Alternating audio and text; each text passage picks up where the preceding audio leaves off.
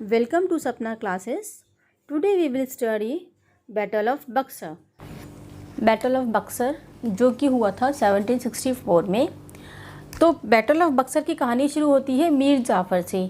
मीर जाफ़र वही व्यक्ति है जो हमने पढ़ा था बैटल ऑफ प्लासी में, जो कि एक गद्दार साबित हुआ था। जब सिराजुद्दौला जो है की लड़ाई हुई थी अंग्रेज़ों से और मीर जाफ़र ने उसमें गद्दारी की थी सिराजुद्दौला के साथ, और अंग्रेज़ों ने प्रॉमिस किया था मीर जाफ़र से कि हम तुझे नवाब बना देंगे बंगाल का। तो यहीं से ही बैटल ऑफ बक्सर की कहानी शुरू होती है। तो वो बैटल ऑफ प्लासी जीत जाने के बाद अंग्रेज़ों ने जैसे कि प्रॉमिस किया था मीर जाफ़र से, तो मीर जाफ़र को नवाब बना दिया बंगाल का। ठीक है, अब क्या हुआ कि मीर जाफ़र जो है अंग्रेज़ों की सारी डिमांड्स को पूरी कर रहा था। किसी न किसी तरीके से सब कुछ जो भी वो डिमांड करते थे सब पूरी कर रहा था कंपनी की और उनके ऑफिशियल्स की। लेकिन अगर कोई डिमांड वो बाई चांस पूरी नहीं कर पाता था तो वो इसको क्रिटिसाइज़ करना शुरू कर देते, यानी कि इसकी आलोचना करना शुरू कर देते थे। तो इस तरीके से क्या हुआ कि अब मीर जाफ़र जो है अंग्रेज़ों को भा नहीं रहा था, उन्हें समझ नहीं आ रहा था। तो मीर जाफ़र का सन इन लॉ था मीर कासिम। तो अंग्रेज़ों ने क्या करा, 1760 में मीर कासिम को बंगाल का नवाब बना दिया और फोर्सफुली ज़बरदस्ती मीर जाफ़र को हटा दिया। मीर जाफ़र को ज़बरदस्ती बोला कि तुम इस पद से अब हट जाओ, इस नवाबी से अब तुम हट जाओ। मीर कासिम ने क्या करा, अंग्रेज़ों को कुछ डिस्ट्रिक्ट्स दे दिए। ठीक है, ज़मींदारी दे दी कुछ डिस्ट्रिक्ट्स की, जैसे बुर्दवान, मिदनापुर और चिट्टागोंग। ठीक है, लेकिन जो कहानी मीर जाफ़र के साथ थी वही कहानी अब मीर कासिम के साथ शुरू हो गई थी। मीर कासिम भी अंग्रेज़ों की सारी डिमांड्स को पूरा करता था, सब कुछ करता था, लेकिन उसे जल्दी ही रियलाइज़ हो गया कि इस तरह से अगर मैं अंग्रेज़ों की सारी डिमांड्स पूरी करता रहूँगा तो मेरा तो खजाना ही सारा खाली हो जाएगा। ठीक है, मीर कासिम एक बहुत ही यंग, एनर्जेटिक और एम्बिशियस रूलर था। वो इस तरह से अंग्रेज़ों के दबाव में बहुत ज़्यादा नहीं रहना चाहता था। तो उसने क्या करा, उसने अपनी जो कैपिटल है जो कि मुर्शिदाबाद में थी उसको शिफ्ट कर लिया मुंगेर। कि shift is capital to Munger. Munger जो प्रेजेंटली बिहार में है, पहले कलकत्ता में था। तो कलकत्ता से काफ़ी दूर एक जगह, उस जगह मुंगेर पर उसने अपनी कैपिटल को शिफ्ट कर लिया, जिससे कि अंग्रेज़ों से थोड़ी दूरी बनी रहेगी, इंटरफेरेंस भी नहीं रहेगा। ठीक है, लेकिन फिर भी उसको इस बात से तसल्ली नहीं हुई, क्योंकि आप देखो कि जो अंग्रेज़ थे जब वो ट्रेड कर रहे थे तो काफ़ी साल पहले उनको एक फरमान मिल गया था फर्रुखशियार से कि भाई आपको कोई ड्यूटीज़ नहीं देनी, किसी तरह की ट्रेड करने पर कोई भी ड्यूटीज़ नहीं देनी। तो मीर कासिम ने ये देखा कि इससे क्या हो रहा है कि हमारे इंडियंस तो ड्यूटीज़ दे रहे हैं ट्रेड करने पर, लेकिन ये बाहर के आए हुए ब्रिटिशर्स हैं, इन्हें कोई ड्यूटी नहीं दे रही। तो Mir Qasim took drastic step of abolishing all duties on internal trade. तो मीर कासिम ने एक ये स्टेप उठाया और उसने सारी ड्यूटीज़ हटा दी कि अब किसी को भी ड्यूटीज़ देने की ज़रूरत नहीं है, मतलब ड्यूटीज़ मतलब टैक्स देने की ज़रूरत नहीं है। ये बात अंग्रेज़ों को अच्छी नहीं लगी, उन्हें इंडियन के साथ बराबरी ट्रेड में बर्दाश्त नहीं हुई। ठीक है, और इस वजह से उनकी लड़ाई हुई मीर कासिम से 2-3 बार, कई बार उनकी लड़ाई हुई, लेकिन हर बार मीर कासिम जो है वो हार जाता था। अब मीर कासिम ने क्या करा कि अकेला तो मैं जीत नहीं पाऊँगा, तो वो गया अवध। अवध का नवाब था शौजा-उद-दौला और शाह आलम II जो कि एक मुग़ल एम्परर था, और जाके उसने इनसे दोस्ती की। इन्हें बताया कि चलो अब हम सब मिलके ब्रिटिशर्स के ख़िलाफ़ लड़ाई करते हैं। ठीक है, इस लड़ाई को बोला गया बैटल ऑफ बक्सर। तो मीर कासिम, शौजा-उद-दौला और शाह आलम तीनों मिल गए और तीनों ने मिलकर अंग्रेज़ों के ख़िलाफ़ जंग छेड़ दी अक्टूबर 1764, जिसको बैटल ऑफ बक्सर कहा जाता है। ठीक है, लेकिन इस बैटल में क्या हुआ, ये हार गए और अंग्रेज़ों की लड़ाई हो गई। बहुत अच्छी जीत मिली उन्हें बहुत आराम से जीत मिल गई अंग्रेज़ों को, उन्हें कोई बहुत ज़्यादा मेहनत नहीं करनी पड़ी इस बैटल में। तो यानी कि दो बड़ी पावर्स, दो बड़ी जगह बंगाल और अवध, ये दोनों अंडर में आ गए इंग्लिश आर्मी के।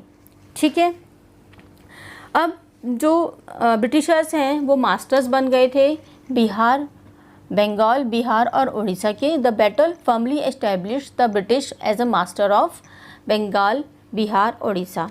तो यानी इस बैटल से क्या नुकसान हुआ कि अभी तक तो वो जो थोड़े बहुत बंगाल उनके कब्ज़े में आया था, अब पूरी तरह से अंग्रेज़ों के कब्ज़े में आ चुका था। शाह आलम II जो कि हेड था मुग़ल एम्पायर का, उसको राजगद्दी ही दे दी संभालने के लिए। लेकिन कैसे दी कि भाई तू तो सिर्फ नाम का राजा रह गया, नाम का नवाब रह गया, बाकी सारी जो दीवानी राइट्स हैं वो सब हमारे पास रहेंगे। दीवानी राइट्स का मतलब है कि जो रेवेन्यू, जो टैक्सेस होंगे वो सारे हम कलेक्ट करेंगे, बंगाल, बिहार और उड़ीसा के। और उसे 2 डिस्ट्रिक्ट दे दिए गए, कारा और इलाहाबाद। तो शाह आलम को गद्दी पे बिठा दिया कि तू बस दिखना चाहिए नवाब है, हम बाकी सारा काम हम करेंगे। तो बंगाल को पूरी तरीके से अंग्रेज़ों ने अपने कब्ज़े में ले लिया था। इसको ये बोल दिया शाह आलम को, हम तुझे 26 लाख रुपए पर साल का देते रहेंगे, तू खाली अपने जो राजगद्दी है उसको संभाल के रख, ठीक है, और जो थोड़ा बहुत खर्चा करना है करता रहे। कारा, इलाहाबाद 2 डिस्ट्रिक्ट हैं वो इसको दे दिए, ठीक है, अपनी जो इस एरियाज़ को संभाला जा। और एक ट्रीटी साइन की गई इलाहाबाद की, ठीक है। उस ट्रीटी में क्या था कि जो शाह आलम है वो सिर्फ नवाब दिखेगा, बाकी सारे दीवानी राइट्स जो हैं वो अंग्रेज़ों को मिल जाएंगे। यानी कि जितना भी टैक्सेस आता है बिहार, बंगाल, उड़ीसा का, वो सारा नवाब को मिलेगा। यानी कि वो लीगलाइज्ड मास्टर हो गए बंगाल के। अब क्या था, जो नवाब था अवध का, सजाउद्दौला, ठीक है, जिसने लड़ाई की थी, ठीक है, बैटल ऑफ बक्सर में 3 लोग थे ना, एक मीर कासिम था, एक सजाउद्दौला था और एक शाह आलम II था। तो जो नवाब था अवध का, जो सजाउद्दौला था, उससे बोला गया कि तू मुआवजा भर, क्योंकि तू लड़ने आया था, इससे तूने बहुत नुकसान किया हमारा, तो इसको मुआवजा भरना पड़ा 5 मिलियन रुपीज़ का। 5 मिलियन रुपीज़ मतलब 50 लाख रुपए, ठीक है। तो कंपनी को उसने 50 लाख रुपए दिए और उसके साथ एक अलायंस साइन कराया गया, मतलब कि एक एग्रीमेंट साइन कराया गया कि ठीक है, तू भी अपनी नवाब बना रहे हमारे अंडर में, और अपना तेरे को हम प्रॉमिस करते हैं कि अवध के ऊपर कोई भी अटैक करेगा तो हम तेरा साथ देंगे।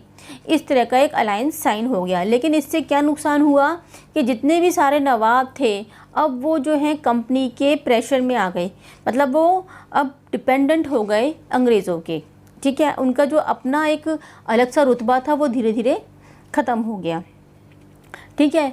तो उनके पास अब अंग्रेज़ों के पास क्या आ गया, बंगाल आ गया, बिहार आ गया, उड़ीसा आ गया और अवध आ गया, ठीक है। तो उन्होंने क्या करा, तो उन्होंने अवध को as a buffer state use किया। बफर स्टेट मतलब बीच का स्टेट, यहाँ से के मतलब हम इस जगह पे रह के बंगाल पे भी अपनी पूरी नज़र रख पाएंगे और इधर मराठास को भी हम देखते रहेंगे, ठीक है। फिर रॉबर्ट क्लाइव जो है उसे पहला गवर्नर बना दिया गया बंगाल का 1758 से लेकर 1768 तक, ठीक है। उसके बाद जो रॉबर्ट क्लाइव था उसने एक नया एडमिनिस्ट्रेटिव सिस्टम निकाला है बंगाल में, जिसको हम बोलते हैं डुअल या डबल गवर्नमेंट। तो हमने देखा कि रॉबर्ट क्लाइव जो है वो फर्स्ट गवर्नर अपॉइंट हो गया था बंगाल का। तो उसने क्या करा, डुअल गवर्नमेंट का सिस्टम निकाल दिया, डुअल एडमिनिस्ट्रेशन का। तो इसमें क्या थे कि जितने भी दीवानी राइट्स होंगे वो सारे मिलेंगे कंपनी को, ठीक है। और जो नवाब होंगे वो सिर्फ गद्दी पे बैठेंगे, उनकी सारी रिस्पॉन्सिबिलिटी होंगी लेकिन उनके पास कोई पावर्स नहीं होंगी, ठीक है। सारी पावर्स जो होगी वो कंपनी के पास रहेगी।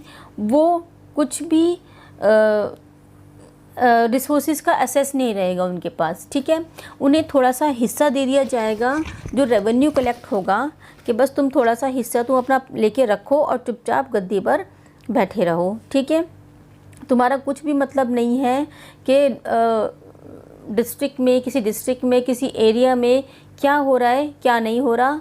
तो इस तरीके से इस डुअल गवर्नमेंट का जो बंगाल है उसके ऊपर बहुत बुरा असर पड़ा, क्योंकि जो कंपनी के ऑफिशियल्स थे वो तो अपना ख़जाना भरने में लगे हुए थे। नवाब जो है, नवाब के पास कोई पावर रह नहीं गई थी।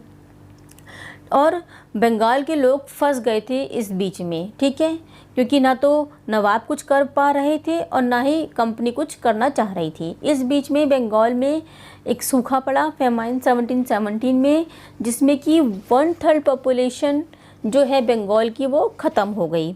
तो ना तो ईस्ट इंडिया कंपनी ने ही कोई मदद करी लोगों की और ना ही नवाब से ने कोई मदद करी। तो इस तरीके से जो बंगाल की जो हालत है, बंगाल के जो लोग हैं, उस सिस्टम से उन्हें बहुत हरेसमेंट हुई, यानी कि वो बहुत हैरेस हुए, इस सिस्टम से उन्हें बहुत सफ़र किया। तो हमने ये देखा कि battle of battle of Buxar जो एक टर्निंग पॉइंट साबित हुआ इंडियन हिस्ट्री में। क्या टर्निंग पॉइंट था कि जो सारी नवाबी थी एक तरह की, वो सब ख़त्म हो गई और जो ब्रिटिशर्स हैं वो पूरी तरह से अपने आप को एस्टेब्लिश कर चुके थे इंडिया के काफ़ी बड़े पार्ट में। मीन्स जो मेन जगह थी जहाँ से वो ट्रेड करते थे, उस जगह पे उन्होंने अपने आप को पूरी तरह से एस्टेब्लिश कर लिया था। तो ये था बैटल ऑफ बक्सर। इससे रिलेटेड आपके कुछ डाउट्स हो तो आप कमेंट करके पूछ सकते हो। Thank you.